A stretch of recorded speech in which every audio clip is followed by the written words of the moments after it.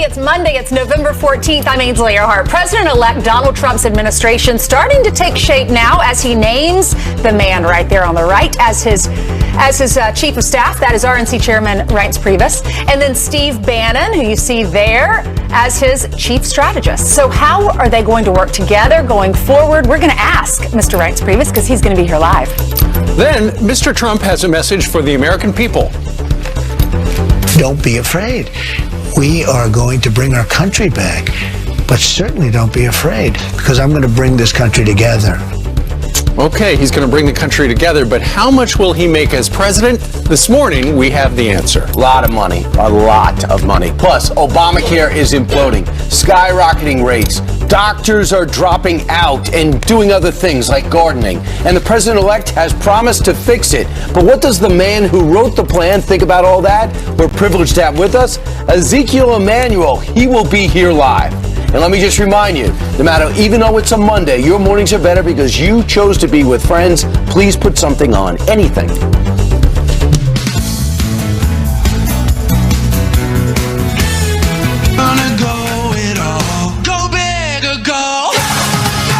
Well, we're going big on the morning after it was announced that Reince Priebus is the new chief of staff for the president-elect. We have Reince Priebus on the show, and somebody who's known for a very long time from his home state of Wisconsin, Governor Scott Walker, as well. That's right. We also have the funny guy, Willie Robertson, on the show because he has a new book out. And also, there's rumors of Willie joining the cabinet, maybe Secretary of State. Oh, wait, I'm sorry. That might be Newt Gingrich. I've got my notes mixed up. Yeah, they're easily confused. Willie would be Secretary of Steak. All right. Steve, how special is this moon? Well, how unique is it? Here's the thing about this supermoon. If you go out right now, you will see the supermoon. This is the biggest and brightest that it has been in nearly 70 years. Right. It's about 15% larger than the smallest moon. It's about 30% brighter. The question is, Steve, do you see any images in that moon? Do you see a baby? Do you see a skull? No. What do you see, Brent? I see my future summer home. I would like to go back. Your flag is still there, right? Yeah, it is still there. They say the flag is still there. No one would knock it over. Well, that's if you believe we actually went there. There are some people who think we didn't actually do it, and it was a soundstage in Burbank. Right. Besides Rosie O'Donnell, anybody else? What did you just say? Is Rosie O'Donnell a big theorist on this? No, she's got to go. Meet with the leader. It's a good move. He did. That was a brilliant move. He was the one who could get into Donald Trump and say, listen, you got to stop tweeting about this. He was the strength there, one of the few people to stand up and to really give advice to Donald Trump that he listened to maybe more than anybody else. Together, him and Reince Priebus were extremely effective in along with Kellyanne Conway, in putting together this run, which makes me wonder, why is everyone going out pointing out they're labeling him an alt-right candidate. Because he worked for Breitbart. This is going to be terrible. This is going to be awful. It's mainstream media. What do you expect? I did expect more. Because for 4 months he proved what he could do. Right, surely, but the mainstream media is going to say what the mainstream media is going to do. Look, this is a brilliant pairing. It's a preview of what the administration is going to look like. You got an insider, you got an outsider. It's exactly what Donald Trump had promised. Then you got Senator Lindsey Graham, who, hated Donald Trump during the campaign, but this morning, look at this. Here's a tweet. Congratulations to Donald Trump for an outstanding choice of Reince Priebus to be chief of staff. This shows me he is serious about governing. Remember, this was the guy, they did not like each other. They were both running against each other, and down in South Carolina, that's where Donald Trump gave out his cell phone number. Yeah. Remember, then he came back smashing his cell phone. Yeah, right. Hilarious. And, for a while, he tried to jump back and forth, but it didn't work. But he's like many people, I think, there's the enemies list for Donald Trump is shrinking every day. Reince Priebus on shortly. He'll be on here in an hour and 10 minutes. Meanwhile, 60 Minutes, it got huge ratings. Why? Because they spent the whole hour with Donald Trump and the future first family. He talked about, did Donald Trump, really his priorities. Listen. You met with the Republican leadership. What was the one thing that you all agreed you want to get done right away? Well, I would say there was more than one thing. There were three things. There was health care, there was immigration, and there was a major tax bill lowering taxes in this country. We're going to substantially simplify and lower the taxes. And you've got both houses. And I have both houses, and we have the presidency, so we can do things You that can are do things lickety-split. in a long time since it's happened. What about the pledge to deport millions and millions of undocumented immigrants? What we are going to do is get the people that are criminal and have criminal records, gang members, drug dealers. We have a lot of these people, probably 2 million, it could even be 3 million. We're getting them out of our country, or we're going to incarcerate. But we're getting them out of our country. They're here illegally.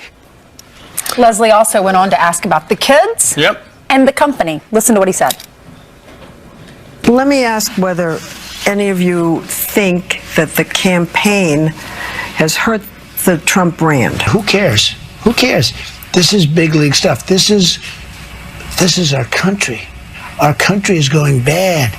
We're going to save our country. I don't care about hotel occupancy. It's peanuts compared to what we're doing. Healthcare, making people better. It's unfair what's happened to the people of our country, and we're going to change it. As simple as that. It's as simple as that. That was the most surprising answer of the interview. I didn't think so. I thought the next one that we're about to show you, that was the most surprising Trump to me. said, don't be afraid. Look, he's here to try to make things better. As for how much he's going to make, listen to this. We have so much work. There's so much work to be done. So I don't think we'll be very big on vacations, no. Are you going to take the salary, the president's salary? Well, I've never commented on this, but the answer is no. I think I have to, by law, take $1, so I'll take $1 a year. But I don't even know what it is. Do you know what the salary is? $400,000. No, I'm not going to take the salary. I'm not taking it. I love it. He's so wealthy. He doesn't even know what the salary is. If you're about to get a new job and you're getting a bonus and more money. And it's a $400,000 job. $400,000, you would know the salary, but he's so wealthy he doesn't even need the money. I think the American people appreciate that. Sure, it's refreshing. We're going to see over the next few days more and more people is going to fill out his staff to really take shape. One thing I would love to see is the diminishing of the riots. I never saw anything like it. They said he's got to go. He hasn't even gotten there yet. Right. Now, what are they chanting? I mean, They're chanting, he's not my president. And extraordinarily, the guy who is the mayor here in New York City, Bill de Blasio, he said, okay, Donald Trump's talking all about deporting all these millions of people. They're going to have a big fight if they try to deport anybody from New York City. And by the way, I'm running for re-election, and how much can you give me to my re-election campaiin? Right. So essentially what he's making is he's making New York City a criminal alien magnet. When you think about it, out on the streets of New York City, nobody's going to get deported. Don't worry, Chicago is asking for it too. Mayor Emanuel has also said we're always going to be a sanctuary city, if that makes you feel good. Yeah. Meanwhile, it's talking about making you feel good. Nothing better than Heather telling us the news.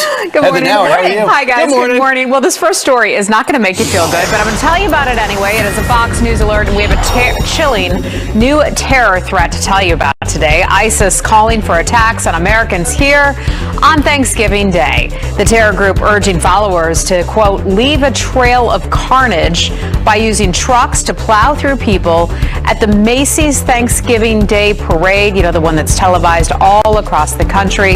It comes out of here in New York City. The call to action eerily similar to the Bastille Day attack in Nice, France, where 86 people died after they were mowed down by a truck. U.S. officials say they are on alert, but there is no specific threat. We'll follow the story. Hundreds gathering to honor a Northern California deputy who was killed in an execution-style shooting. Deputy Dennis Wallace, a 20-year veteran, was shot twice, point blank, in the head east of San Francisco after he pulled over a suspect in a stolen car. That suspect, David Mercado, a known criminal, was caught then hours later. Deputy Wallace is the fifth officer to have been killed in California in the past 2 months. Outgoing Senate Minority Leader Harry Reid is offering up his pick for the next DNC chair. He wants Minnesota Congressman Keith Ellison. Reid saying the first Muslim elected to Congress is, quote, a terrific leader and a strong progressive who knows how to get things done. Now is time for new thinking and a fresh start at the DNC. Well, Reid's show of support comes after incoming Senate Minority Leader Chuck Schumer's Friday endorsement of Ellison. And it hasn't happened in 70 years, and if you didn't get to see it outside last night, the supermoon, you'll have to wait until 2034 to see it again. The spectacular sight captured these breathtaking photos, and it wasn't just the professional photographers. Fox and Friends viewers sending in some of these amazing shots. We'd love to see yours as well. I was down in Annapolis, Maryland over the weekend and saw it over the Chesapeake. It was gorgeous. Were you visiting Sure your was. brother? I sure was. Oh, we're so proud. I saw some of those pictures from the game. Yeah, we had fun. The Navy game over the weekend. He is at the Academy. We're so proud of him. We had a great All right. time. Thanks. Thank you very much, Heather. All right, coming up on this Monday, now that Reince Priebus is in the cabinet, actually the chief of staff, how will the transition go? Brad Blakeman was in a president administration, for two of them, 41 and 43. He's going to take us inside the Oval Office to show us how it all works. And the Nebraska Republican Senator Ben Sasse is taking voters for a ride. Literally, the lawmaker's second job that has everyone talking. Mr. Uber? As RNC Chairman Reince Priebus is officially named as the new Chief of Staff. So what exactly does this choice say about Mr. Trump's future administration? Mr. Brad Blakeman joins us, who is a former deputy assistant to President George W. Bush and served on his transition team, as well as Bush 41, worked for 41. Thank you so much, Brad, for joining us. Morning. Good to see you. First of all, what do you think about him choosing Reince Priebus? Was that a good choice, and why? I think it's a great choice, and the reason is Reince Priebus knows how Washington works. He's a lawyer. He's a professional. He ran the RNC with great management skills. He actually reincarnated the RNC after our losses and made us stronger and brought us to a fantastic historic victory with President-elect Trump. So he has all the qualities that you'd want in a chief of staff: a good manager, somebody who's trusted by the president-elect, and somebody who can implement those policies and bring together a diverse staff in order to hit the ground running on January 20th. Yeah, we know how important loyalty is to Donald Trump. What are the duties of the Chief of Staff? Well, you got to keep all the planes and trains running. You've got to manage the staff. You've got to be the person in charge of the care and feeding of the president, making sure that he's comfortable in his position. It's a 24/7, 7-day-a-week job. You got to keep all the balls in the air, not let one drop. It is something that is really for a person who is steeped in managerial skill and ability, which is exactly what we have in Reince Priebus. Brad, take us inside the administration now, or the transition team now. What's going on behind the scenes? They're casting a wide net in order to get the best and brightest attracted to government.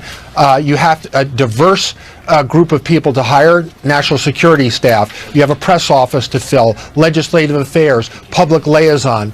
So what we need to do is make sure that they are getting and attracting the best and brightest who are not only good at what they do, but are loyal and to the president, and have the ability to enact his legislation and his policies. You know, after spending the last 17 months campaigning, as soon as the president wins the office, you have to hit the ground running. I was reading on his website, on his transition team's website, they have to hire 4,000 people. How do you even begin to do that? Well, you start by having a priority, and the priority is getting the White House first and foremost up and running, get the cabinet selections, sub-cabinet, and then let them fill in as they go. It's probably going to be a 6-month process by the time you're able to staff up your government. And remember, a lot of those people have to be confirmed by the Senate. Who do you think what happens next? Does he get together the cabinet? And if so, who's going to be on that cabinet, in your opinion? I think it's going to be a diverse cabinet.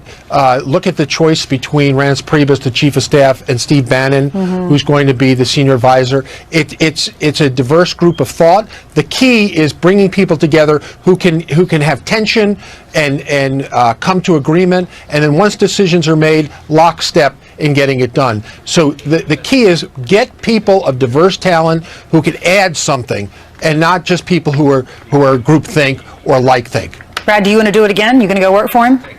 It would be an honor to serve this president. There's no doubt. There's so much to do, and we need to make America great again. Thank you so much for being with us, Brad. Pleasure. It's fascinating to have an insider tell us what really is happening behind the scenes. Thank you. The numbers don't lie. Obamacare premiums rising in some states, in all states actually, but as much as 116% in a few. Can President-elect Donald Trump turn that trend around? Obamacare architect Dr. Ezekiel Emanuel is going to join Brian next with where we go from here.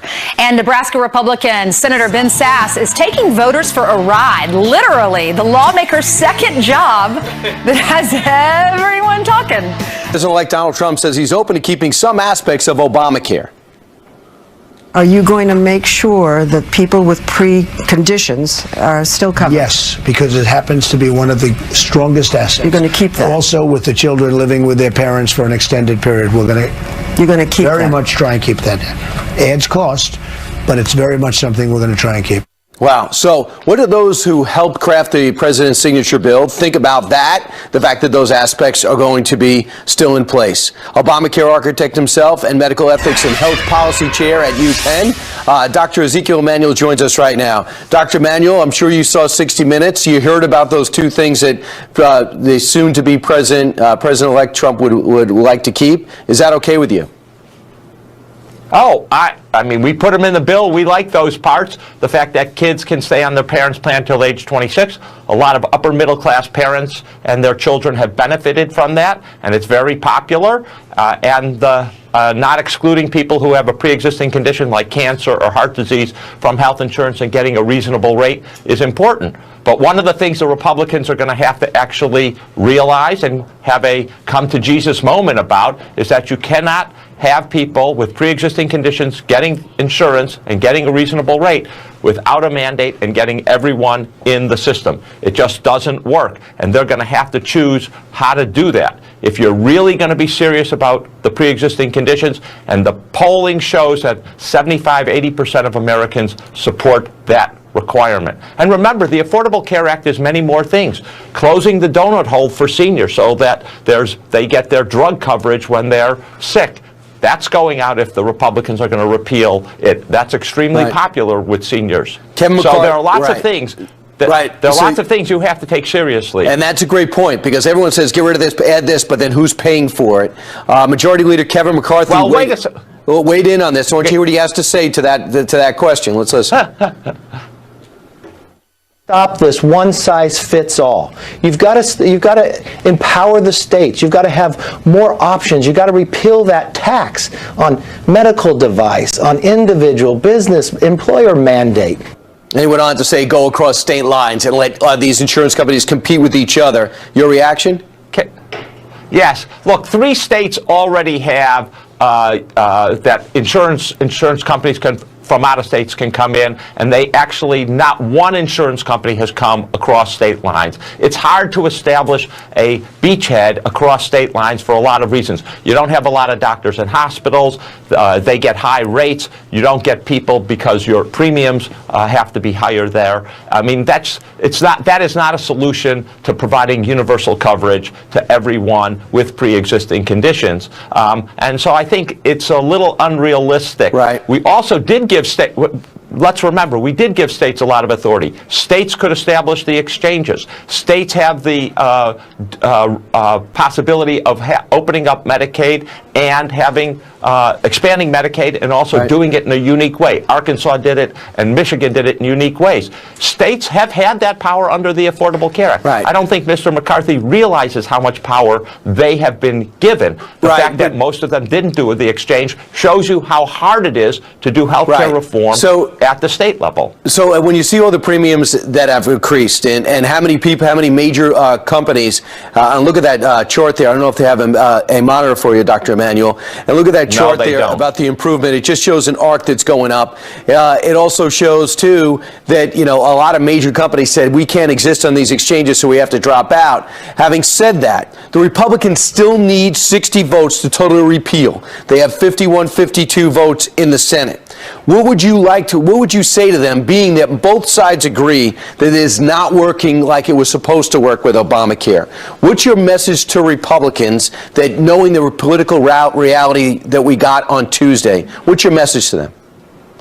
Well, first of all, let's emphasize the political reality. Mrs. Clinton won more votes than Mr. Trump. He doesn't but that's have not some the rule. huge... But forget that. I That's like understand, saying but that means... most hits in baseball should count over most runs. If they cared about majority votes, they would have went into California. No. But having said that, go ahead. Excuse me. She got the most runs, and that means he doesn't have some huge mandate, and that's an important fact. He's got the House and Senate. But go ahead. Let's just talk nuts and bolts. Let's talk nuts and bolts. So, I mean, one of the things I would say is there are a number of things you can do to make the exchanges work better. Okay. There are some things that we could... All right, mayors of sanctuary cities across the country are brushing off President-elect Trump's threat to cut federal funding. We are not going to sacrifice 500,000 people who live amongst us, who are part of our community, whose, family members and loved ones happen to be people, in many cases, who are either permanent residents or citizens. We're not going to tear families apart. So what are the new administration's options going forward? Joining us now, Vice President of the National Border Patrol Council, Mr. Sean Moran. Thank you, Sean, for joining us. Thank you. It's good to be here. Well, we want you to educate us a little bit on these sanctuary cities. I know there are 300 cities, counties, and states that are considered sanctuary cities. Should President Obama cut off the federal funding to these cities, and why? And President-elect Trump. That's what I meant. President Trump, of course. Sorry.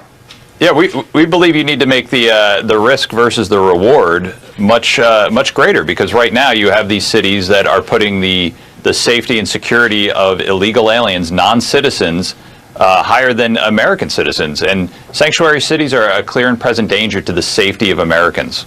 So if we want to have stricter laws and adhere to our laws, but the mayors don't do it, crack down on the sanctuary cities that they are presiding over, this is all for naught, correct? That's correct. And, that same balance of the risk versus reward needs to go for the mayors as well as the illegal aliens. You need to make sure that they are complying. They took an oath to uphold the Constitution of the United States. And obviously, in these cases, they're not doing that. How can President-elect Donald Trump make it riskier for people to try to cross over, for these aliens to cross over the border and come here to the U.S.? Well, obviously, the president-elect and the Congress has a lot of power that they can use. They can pull strings, whether it's through funding. That seems to be the easiest way that most people are talking about, is to hold back funding to these cities in case they're not complying with laws like the sanctuary cities. So you're less concerned about people that are here already and more concerned about people that are coming here because they know there's a sanctuary, literally a sanctuary in the U.S. Sanctuary cities create an incentive for people to continue to break our laws if they're either living in those cities or they're coming here to try and get there. So I'm concerned about both. People crossing the border illegally and the millions of people that are already in our cities that are committing crimes and killing American citizens, whether it be through domestic violence, drunk driving, things like that. Many Americans, thousands of them, have been killed by illegal aliens. Like Kate Steinle. All right. Thank you so much Absolutely. for being with us, Sean Moran. We appreciate it. Thank you. Thanks, Sean. Meanwhile, still ahead. She's a liberal Muslim immigrant who voted Donald Trump, and she has a powerful message for all of America when she joins us live. Plus, the next White House Chief of Staff is Reince Priebus. He's going to join us live in the next hour. Thank you. Wait a minute. You're a liberal. Why didn't you vote for Hillary Clinton? Well, I was unfortunately disappointed by the 2 terms that we've had of Barack Obama administration. I'm a single mother, I'm an immigrant, I'm a woman of color, I'm a Muslim, and yet I feel like we have betrayed liberal ideals by putting forward this political correctness and identity politics that makes it so that we don't talk about the Islam and Islamic State. And the trickle down of Obama's policies related to health care, mortgage refinancing, they didn't help me in my life condition. You're a single mother who can't afford to pay for insurance and all sorts of things. Hope Now didn't work for you. But why Trump now? Why Tuesday night did you go to Forestville Elementary School, where I used to vote as well, and pull the lever for Donald Trump? Well, I thought deeply about this. I thought over all of these months about which way my vote should go. And I will tell you that as a Muslim, one of my greatest concerns is the issue of Islamic extremism. It really broke my heart when I saw that Hillary Clinton knew that Qatar and Saudi Arabia are financing and funding the Islamic State and other Sunni radical groups, as revealed in the WikiLeaks documents, but yet they took that money, birthday gifts and other donations for the Clinton Foundation. I appreciate that Donald Trump has a pragmatic approach to the issue of Islamic extremism. I do not believe he's a racist. I do not believe he's an Islamophobe. I think he engaged in hyperbole in order to get his point across, and that liberals have failed to have a conversation that's in the middle about this. You were right about that. Asra, you know, over the last couple of days since Donald Trump has been elected, so many people have said, hey, he's not my president. I'm afraid. In fact, yesterday in the 60-minute interview, he said, don't be afraid. What about being a Muslim in Donald Trump's America? Are you afraid? Well, you know, I told this story yesterday where I was at a fencing tournament this weekend with my son, and he felt fear. He was on the side, the side of the strip, and I said to my son, I said, breathe deep, overcome your fear. And then, you know what? It wasn't a great weekend for him. He didn't end up on the win side. But what did he learn? He learned to be a good sport, right? He learned to shake the hand of his opponent, and he learned to come back home and just keep working hard. And that's what I want to tell to my fellow liberals. You know what? You lost this election if you voted for Hillary Clinton, and we have to go into the business now of healing. We cannot continue this polarization. And so my message is for those on the right to come to the middle in strength, and for those on the left to come to the middle in strength. And on this middle path, we can find healing. Great advice. Asra Nomani, we thank you very much for joining us from our nation's capital. Thank you, and I'll try to hold the fort down in your old neighborhood. That's right. All right, drive by my old house. Hey, coming up, we got Reince Priebus, the new special chief of staff to the president, and Newt Gingrich coming up. There was a time when the sea gave way to the sky, raising an amazing destination like no other. Atlantis, where memories are destined to live forever. Visit AtlantisBahamas.com for amazing savings on winter travel. Atlantis, always amazing. See me. See me. Don't stare at me. See me. See me. See me to know that psoriasis is just something that I have and not contagious. Opens up about some people who are protesting the election results where he won. Yep, and a veteran's rant about on those anti-Trump protesters has gone viral. See, that's the problem with this country. You can't always get your way. Everybody wants to be politically correct. Quit being crybabies. That veteran is here live. And let me remind you, it is Monday. Please get dressed because your mornings are better because you chose to be with friends.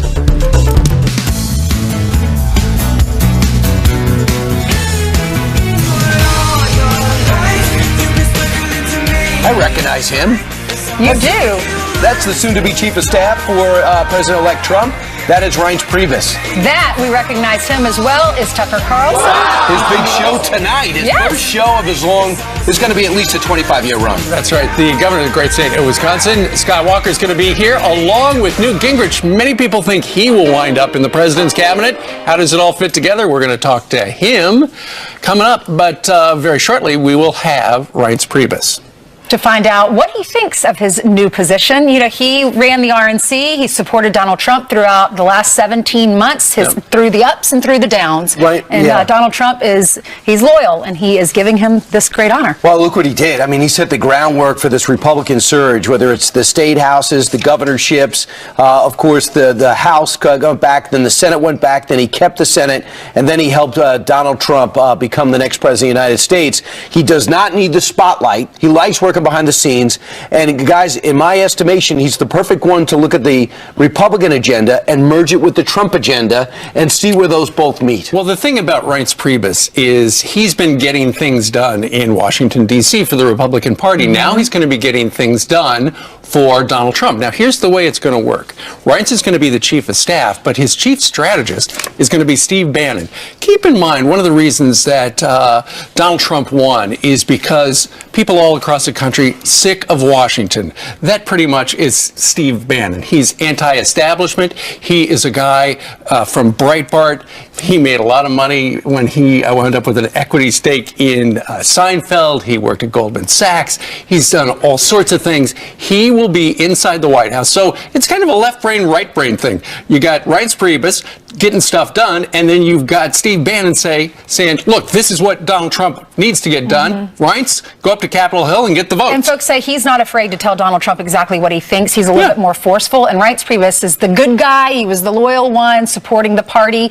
And I was reading a little bit about his resume or himself earlier today, and I learned that he was student body president in college. And all the student body presidents, yes, that I knew growing up, those were always like the good guys. Right.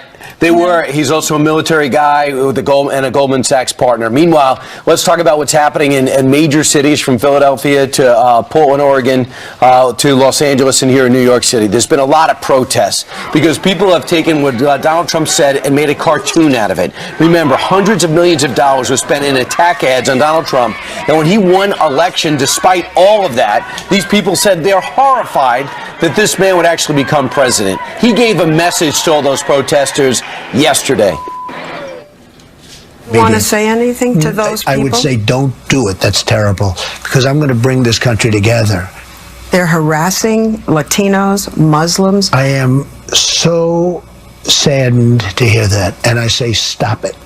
If it helps, I will say this, and I'll say it right to the camera: stop it. There's a problem.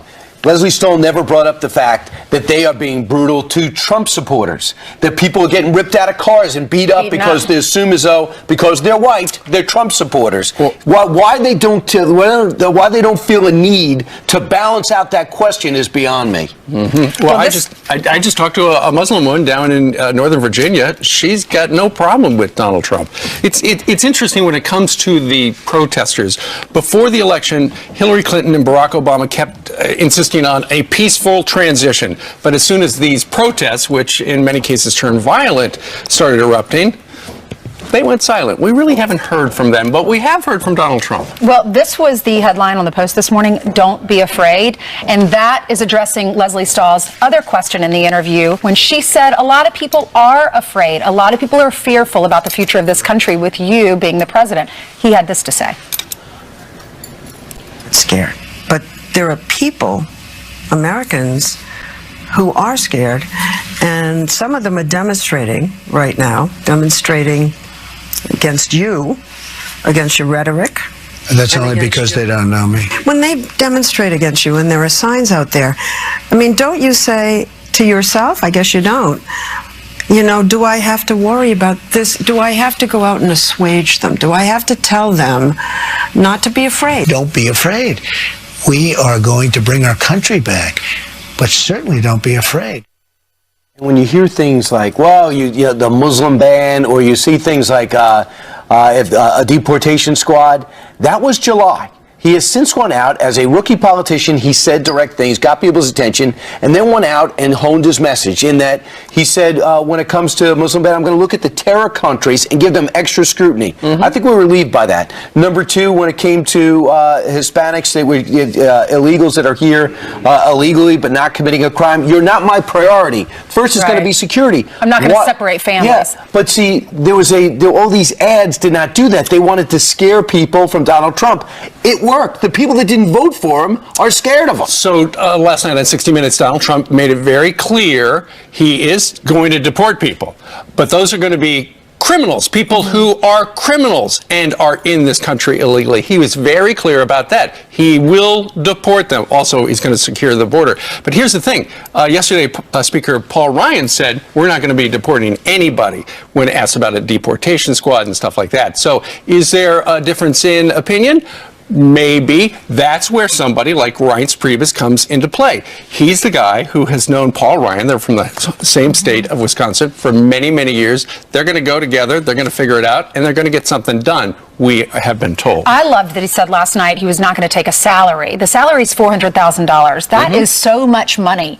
But he didn't even know the salary when Leslie Stahl said, "Are you going to take the salary?" He said, "How much is it? I don't even know how much it is." And she said $400,000. That's a sign that he's a very wealthy man. If he didn't even know the salary of his new job. Plus, it's a symbol as well. We're in real financial trouble, and so for that $500,000, he's going to say, "United States, keep it." And by the way, he's supposed to hire 4,000 people. Don't be surprised if Donald Trump goes, "I don't think I need 4,000. Right. Maybe I'll take Let's save 2,000." money. Yeah. Right. Let's just expand the responsibilities. It's an honor to serve your country. So anyway, we've got Reince Priebus joining us in about 2 minutes. In the meantime, we got some headlines with Heather. Yeah, good morning. Good morning, everybody. Hope you had a great weekend. I have a Fox News alert to start you off with right now. And a chilling new terror threat, ISIS calling for attacks on Americans here on Thanksgiving Day. That terror group urging followers to, quote, leave a trail of carnage by using trucks to plow through crowds at the Macy's Thanksgiving Day parade here in New York City. That call to action eerily similar to the one that happened on Bastille Day, the attack there in Nice, France.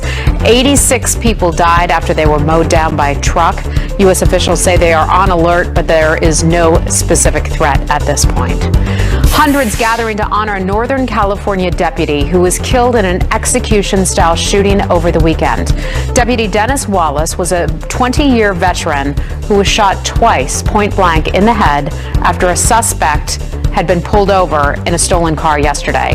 Well, that suspect, David Mikado, police call him a known criminal, was caught hours later. Deputy Wallace is the 5th officer killed in California in the past 2 months. We are praying for his family.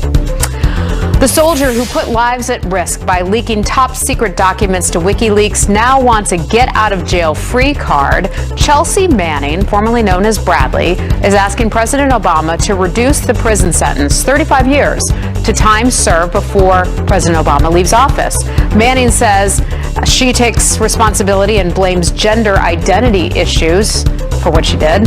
The convicted traitor has already spent 6 years at a military prison. At first, it was Colin Kaepernick kneeling during the anthem to protest police brutality. Now, Tampa Bay Buccaneers star Mike Evans is sitting to protest President-elect Donald Trump. You can see him on the bench in the bottom right corner. Evans says common sense tells him Trump presidency is simply not right. When he ran, I thought it was a joke, and the joke continues. When Ashton Kutcher, comes out and says we've been punked, then I'll stand again, but I won't stand anymore. Well, the Bucs say they're encouraging everyone to respectfully honor the flag. NFL ratings have dropped this season.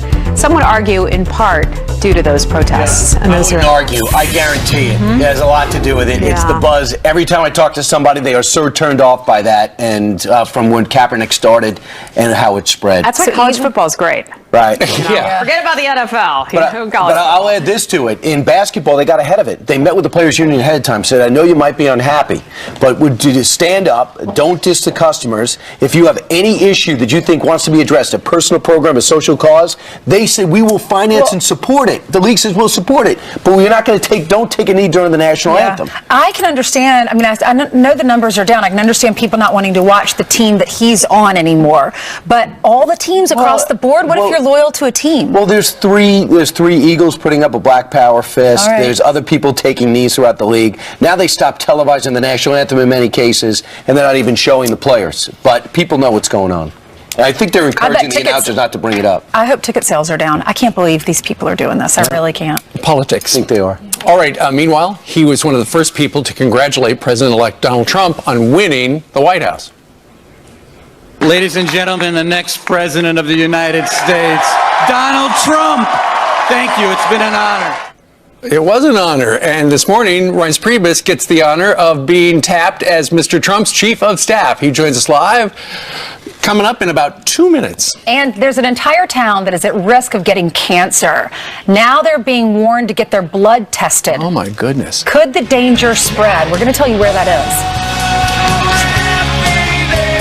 Appointments that President-elect Donald Trump had to make. So what can we expect now that Reince Priebus has been named the chief of staff? Joining us right now is the RNC chairman currently and President-elect brand new chief of staff, Reince Priebus. Mr. Priebus, good morning to you. Good morning. Congratulations. Hey, explain to folks, what does the chief of staff do exactly? Well, a couple things. I mean, it's an operations role and it's an advisory role. So running the White House, everything from protocol to the daily routine to communications, policy, the president's agenda in Congress. It's all of those things, but it's really running the operation so that the right people are getting in front of the president, giving the president the right advice at the right time, and then privately advising the president more than publicly. And so it's really an operations role and it's an advisory role. And it's something that I'm honored that he asked me to do. Right, so you've been in politics for a good portion of your life, went to law school, you were student body president, which we were all impressed with. You're known as a really good guy and you were loyal to him. What was that moment like when he asked you to be the chief of staff? How did it all go down? Well, I mean, it was very, it was surreal, but it was also one of these things where a huge burden is put on your shoulders, and that was the instant feeling. But I want to do him proud, but most importantly, he wants to do the American people proud. He wants to do the things that he said, and it's really important for him right now. I don't know if you saw the 60 Minutes interview last night. It's really important that all Americans understand that he is a president for everyone. He wants to make everyone proud, whether your race, ethnic background, gender, anything.